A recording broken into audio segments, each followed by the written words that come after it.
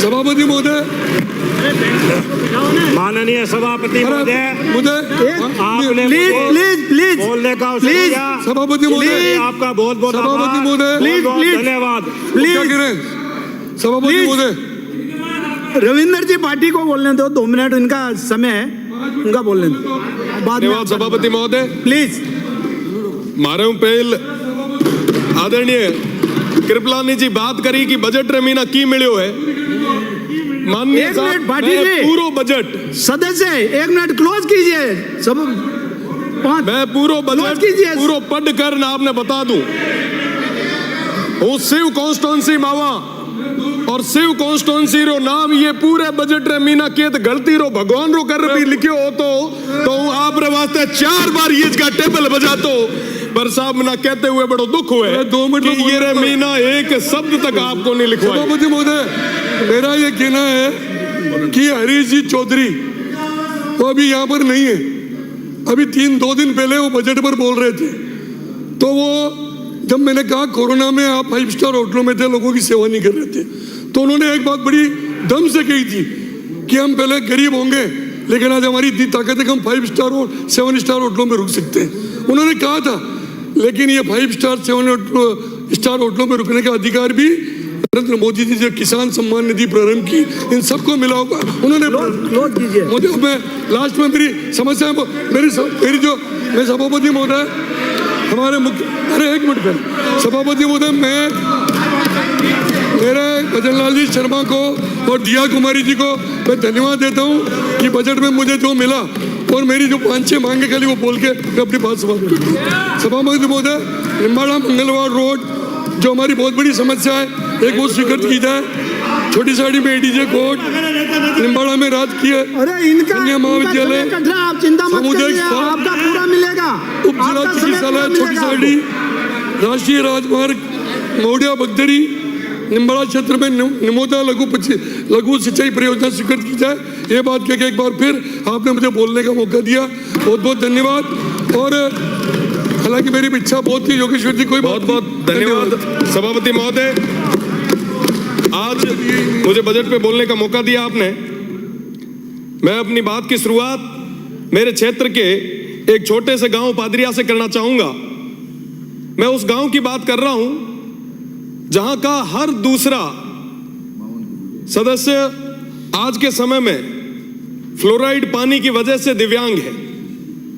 मैं मेरी बात की शुरुआत उस डीएनपी एरिया से करना चाहूंगा जहां पर आजादी के 75 साल बाद भी सड़क, पानी और शिक्षा की भारी कमी है।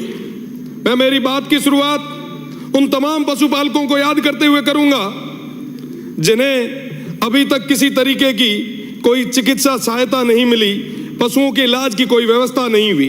मैं मेरी बात की शुरुआत उन युवाओं की उम्मीदों के साथ करूंगा जिन्हें कहा गया था कि साहब आने वाला टाइम रमीना आप रे ये बाड़मेर जैसलमेर ना मैं दुबई बना हाँ, पर धीरे धीरे उंगरा सपना चूर चूर हो गया। आज रे तारीख रमीना उंगा ना कोई तरीके रोजगार कौन मिले। हमारी बात री शुरुआत उंगा तमाम किसान भाइया ना याद करते हुए करी। प्लीज हिंदी में बोलिए। बिल्कुल बिल्कुल फूल सिंह साहब,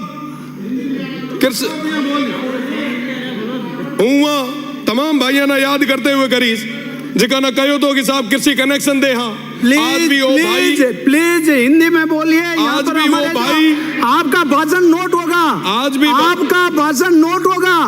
जो हमारे यहाँ पर नोट नहीं होगा तो क्या काम आएगा आपका भाई? हिंदी में बोलोगे तो आपका एंट्री हो जाएगी। बिल्कुल बिल्कुल। आज भी हमारे वो किसान भाई हाथ में पर्चियां लेके घूम रहे। पिछली सरकार ने तो कुछ नहीं दिया जिसकी वजह से वो इस तरफ बैठे हैं। पर मेरा निवेदन मेरे तमाम भाइयों से, समस्त मंत्रीगणों से कि साहब उन किसानों की आवाज को सुनो। बिजली की वजह से वो इस स्तर पर परेशान है कि वो आत्महत्या करने के कगार पे आ गए। आपने अभी कहा कि साहब हम राजस्थान की इकोनॉमी को 300 बिलियन तक ले जाएंगे। 350 बड़े भूल गए जो ऐड कर दा डॉलर और लगाओ 350 बिलियन डॉलर। मैंने समझ भी को नहीं आया कि साहब आप 350 बिलियन की बात तो करो, पर सीमांत रो क्षेत्र था छोड़ दियो। आप बात करो प्लीज 350 बिलियन री, सदस्य आप पर आपने तमाम क्षेत्र को रिकॉर्ड में लेने के लिए प्लीज सदस्य प्लीज आप रिकॉर्ड में करने के लिए हिंदी में बोलोगे तो आपका हर लफ्ज नोट हो जाएगा।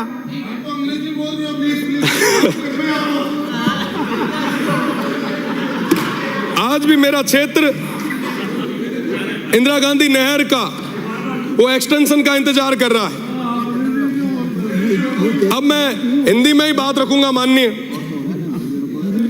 इस बार के बजट में मैंने तमाम वो मांगे रखी, प्रदेश की सरकार के आगे रखी। इन्होंने सुझाव मांगे, भर भर के सुझाव मैंने भेजे, पर एक भी जगह बजट में शिव विधानसभा का नाम नहीं डाला गया। मेरे शिव विधानसभा की तमाम उन जनता ने पूछा, उन भाइयों ने पूछा, उन बुजुर्गों ने पूछा कि साहब क्या हुआ, शिव का नाम क्यों नहीं आया। मैंने कहा साहब यहाँ बड़ो दोरो लागो कि यहाँ पे MP रो चुनाव लड़े आया। मैं आपसे ही था, मैं कोई और नहीं था, कहीं और से नहीं आया था।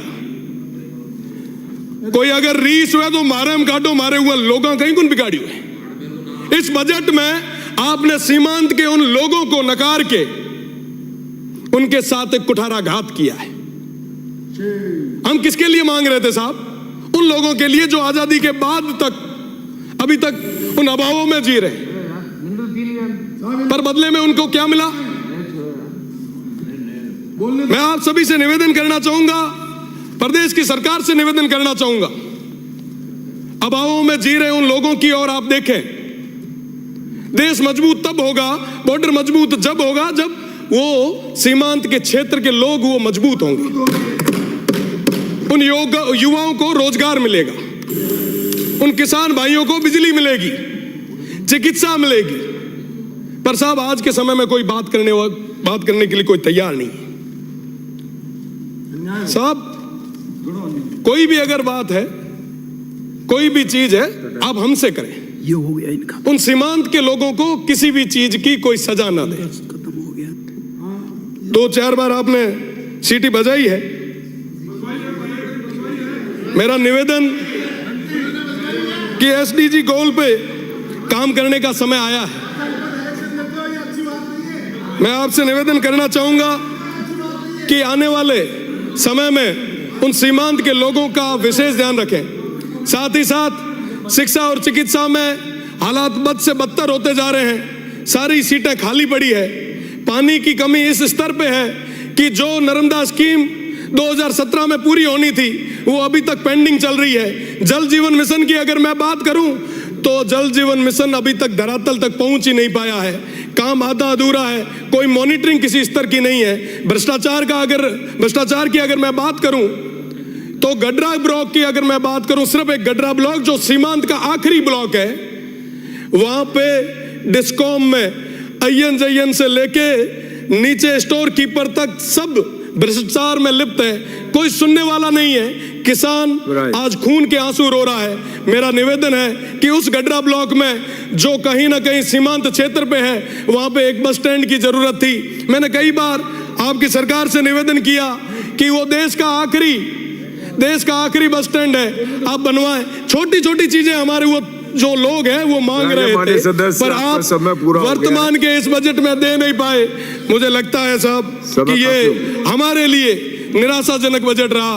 मैं कहना चाहूंगा हमारे लोग काफी परेशान हैं। उन्होंने कहा कि उस क्षेत्र में जाके, उस सदन में जाके कहिएगा जरूर एक लाइन जो मैं विद्यार्थी परिषद में आता हुआ टाइम कहा करता कि कदम कदम पर लड़े थे तुमसे, कदम कदम पर लड़ेंगे तुमसे, दम है कितना दमन में तेरे, देख लिया है देखेंगे। वो तमाम लोग आज भी तैयार है। मेरा निवेदन रहेगा कि सड़क से सदन तक की इस लड़ाई को आगे ना बढ़ाएं। उन तमाम हमारे सीमांत की लोगों की आवाज को सुने। आप